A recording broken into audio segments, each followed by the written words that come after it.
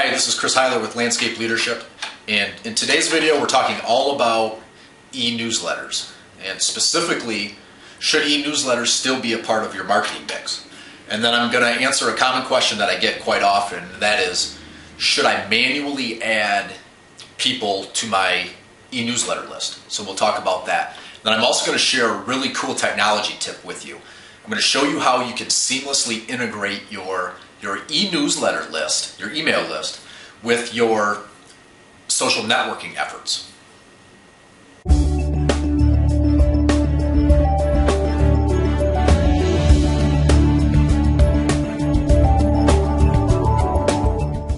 So I think e-newsletters still have a place in our marketing mix. Call me old-fashioned. And here's why. Email is still more direct. Okay, versus, let's say, trying to communicate with people on a Facebook page or on Twitter where all the information just goes by so fast. Email is more direct. It requires action on the part of the recipient. So they either open that email and they read it, or they delete it or archive it. And then another benefit to email is that newsletter can be saved for later reading, or it can be shared with others. Right? So that's a bonus.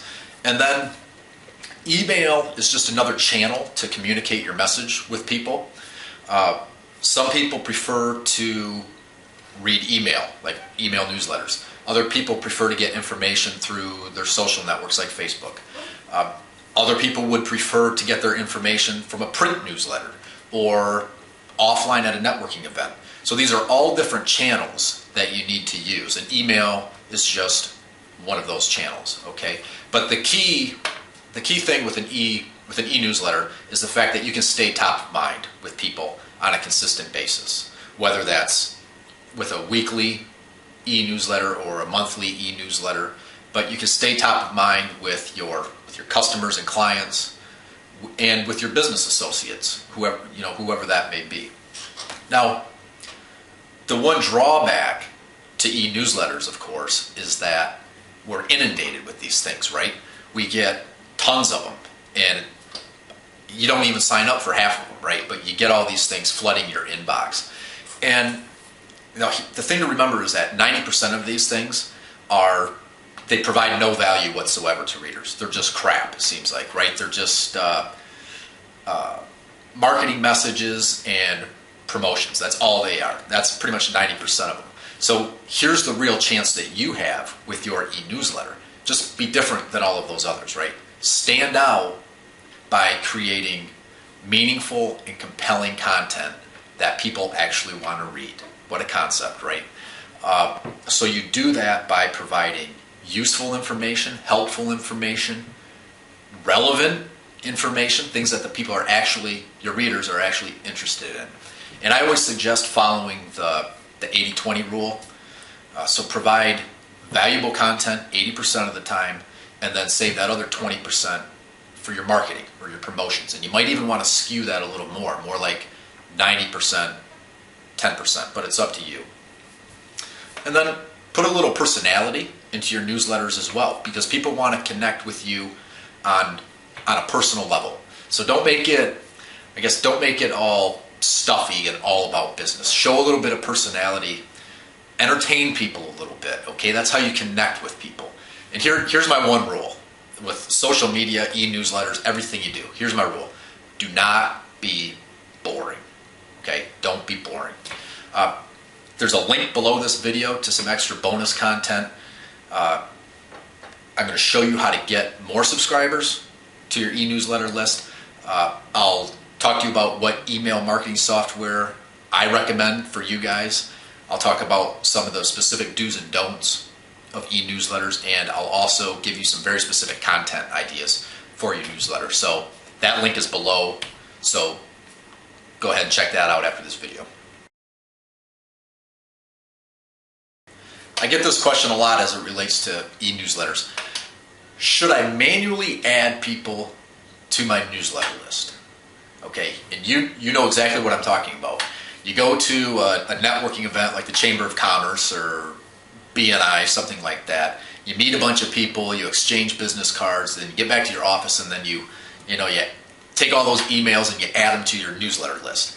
Or you take that email list of past clients and you put them in your newsletter list, or all those business associates you have, the contractors, builders, architects, realtors. You take all of those people and you manually add them to your newsletter list. Well, my answer to that is it's a big fat no. Don't do that. And here's why. When you add someone to your newsletter list manually, your email list, without their permission, that's spam. Okay? It doesn't matter if you think that they're going to want the information you're sending them. That doesn't matter. If you don't have their permission, it's considered spam.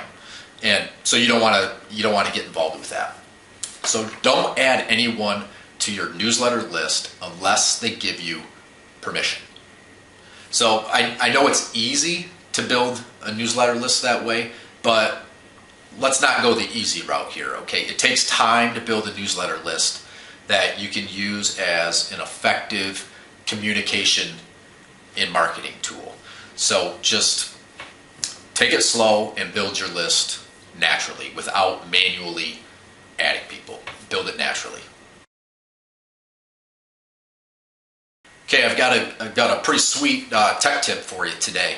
And I previously, on Landscape Leadership, I've written about a service called Flowtown, flowtown.com.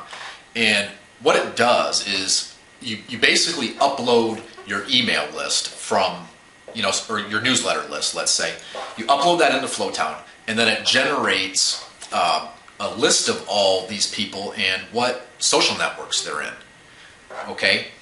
So, for instance, Facebook, LinkedIn, Twitter, all of those things. So, it's important because it allows you to connect with your newsletter subscribers then in a more social environment like Facebook or LinkedIn or Twitter.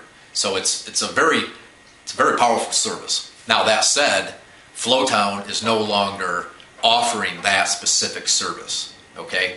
But there's another service that's out there now. It kind of just came out. It's called FlipTop, fliptop.com, and it's in private beta, but you can actually go to their website now at fliptop.com and sign up for beta access to use the service. And it looks like it's going to do the exact same thing that Flowtown did. So I've signed up for it personally myself, and if you're interested in this kind of thing, I would definitely suggest you go to FlipTop, sign up for it, and get the beta access. So like I said, what it does is you'll be able to upload your newsletter list, your email list, and then find out where those people are participating online, whether it's Facebook, Twitter, LinkedIn, wherever.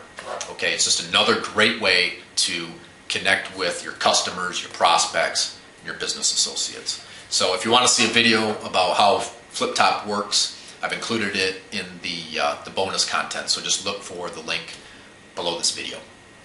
So that's all for this video. If you like this video, feel free to click that little Facebook like button down below, and also feel free to leave a comment or ask a question in the comment section below.